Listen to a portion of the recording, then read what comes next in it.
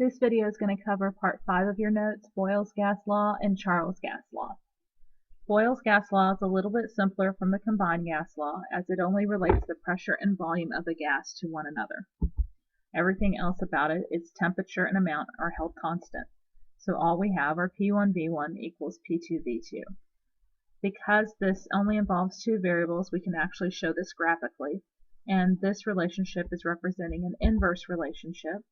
And we can see that by the graph where we see as the pressure increases, our volume diminishes. And as our volume gets larger, our pressure would go down.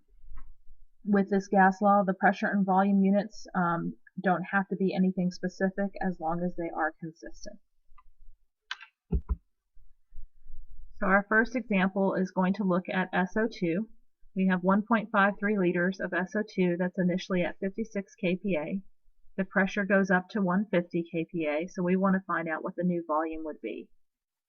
Again, it's an inverse relationship, so if our pressure is increasing, we should expect that our volume would decrease. So we can kind of predict what should happen with our calculation and get an idea as to whether that calculation is accurate. So we are looking to find a volume, and so if we were going to rewrite this equation in terms of a volume, we would divide both sides by P2, and that would give us P1V1 over P2. Notice with this gas law how you have two variables in the numerator of your fraction and one in the denominator. So if we go through and label our variables like we did with our combined gas law, the first value we see, which is a volume, would be our V1, 1.53 liters. The pressure is at that volume would be our P1, 56 kPa. And then it says the pressure was raised to 150, so that would be at 0.2, and we're solving for V2. Our liters are what we're looking for. We didn't specify a unit, so that's fine. Our kPa's are consistent in terms of our pressure, so they should cancel out. So all we're going to do at this point is substitute in what we know and solve for V2. P1 will be our 56 kPa, V1 to 1.53 liters. We're going to divide that all by 150 kPa. The kPa's cancel out, leaving us with the volume unit of liters. We have two sig figs in both of our pressures, so we want 2 in our answer. And when we do the math for that, we should get 0.57 liters. And the volume did go down. Our pressure was almost tripled, and our volume went down to 1/3 of the original amount. And so that's kind of what you would expect to see in an inverse relationship, that if something doubles, the resulting quantity would be halved. If something was quadrupled, the new quantity would be 1/4 of the original amount. So we're going to do one more with this. This time we're going to solve for an initial value. A sample of nitrogen gas has a pressure of 930 millimeters of mercury reduced to 465 millimeters of mercury. The new volume is 220 mils. What was the initial volume? So we have our P1V1 equals P2V2 gas law. We're solving for V1. So if we were going to isolate V1, we would need to move P1 over to the right side, divide both sides by P1. And that gives us P2V2 all divided by P1. Our first value is still going to be P1 because it says the pressure was reduced from 930 to 465. So there's our P1 and there's our P2. But it says the new volume is 220, and that's representing a final amount, or our second value, so that would be our V2, and we know V1 is what we're looking for. Our pressure units are consistent, and volume can be in milliliters, so now we should just substitute our values in. Since our pressure dropped, was diminished, it went from 930 to 465, we would expect our volume to increase. Keep in mind we're trying to find the initial volume, so we should expect that our initial volume will be less than V2 because V2 should be larger since P2 got smaller. There's our P2, there's our V2, 465 millimeters of mercury times 220 mils. We're going to divide that all by 930 millimeters of mercury.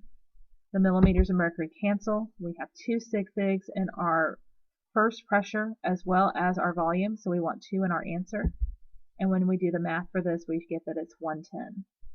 This is literally a mathematical expression of that halving rule. Our pressure literally was cut in half, and so our volume doubled from 110 to 220. That's all of the examples I'm doing with Boyle's. It's pretty straightforward. And now we're going to move on to our other gas law for this video, and that's Charles' gas law. Charles is representing volume and temperature, and that is a direct relationship. As our volume increases, so does our temperature, or vice versa. And so with volume, we need to have consistent units, but temperatures have to be specifically Kelvin. We've seen that so far with ideal and combined. That doesn't change. But to show this relationship graphically, if we're going to show them going up together, we would show a linear relationship. So we would see like y equals x, that as the temperature increases, the volume would increase. Now what I wrote just below the equation is the expression that you would get when you cross multiply, like we did with combined gas law, where V1 would go off with T2 and V2 would go off with T1. With this gas law, remember that temperatures are always the opposite of your pressures and volumes, so we would expect to see one of the ones with the other two and vice versa. So we're going to do a couple of examples with Charles. The first one is going to be looking at carbon dioxide gas. It had 450 degrees Celsius, has a volume of 180 mils. The temperature has gone up to 750 degrees Celsius. What would the new volume be? So our temperature went up, and since this is a linear relationship, we should expect our volume would increase as well. So we're finding the new volume, which means we're going to be finding V2. I went ahead and wrote this as a linear relationship. I think you guys are going to do a little bit better with those than the fractions. And so now that I know I'm finding V2, I isolate it by dividing both sides by T1, which gives me V1 times T2 all divided by T1. At this point, I can go through and identify my variables. The first one I see in the first line will be temperature, but a little bit later on I see the volume of 180 mils. I could have waited, sorry guys. The one up the top will be the T1. They're both connected together. At that temperature, you have that volume.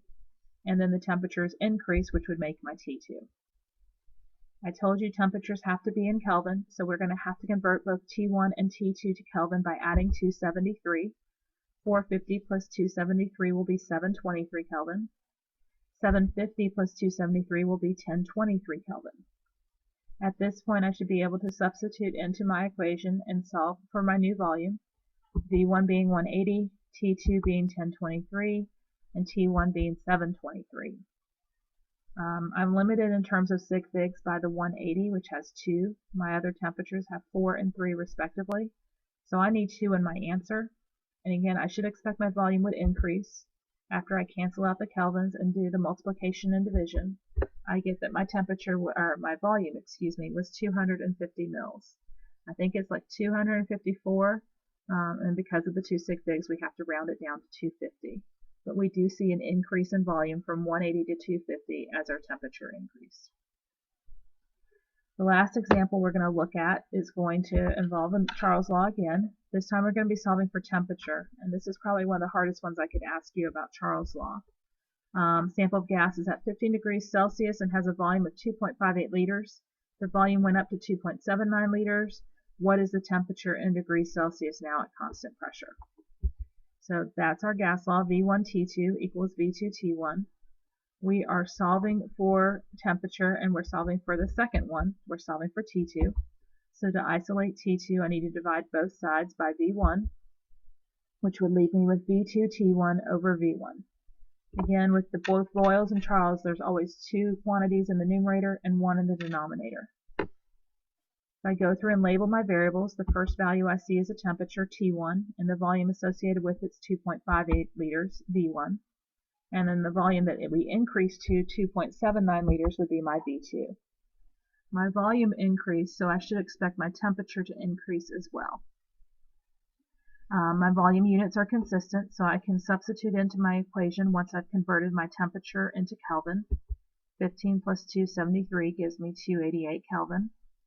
So V2 would be 2.79 liters, T1 would be 288 Kelvin, and V1 would be the 2.58 liters. The liters cancel. I multiply across and divide. And you are going to see a much larger temperature. It's actually going to be a heck of a lot larger than you might have expected, but that's because it's in Kelvin and the initial temperature was given to us in Celsius. We do need 3 sig figs. All of our measurements have 3. And so to get it back to Celsius and truly see if our temperature was larger, I'm going to subtract 273 from it. and that would give me a temperature of 38, which is an increase over 15. That's the end of this video, and at this point you should be able to do the Boyle's and Charles gas law worksheets.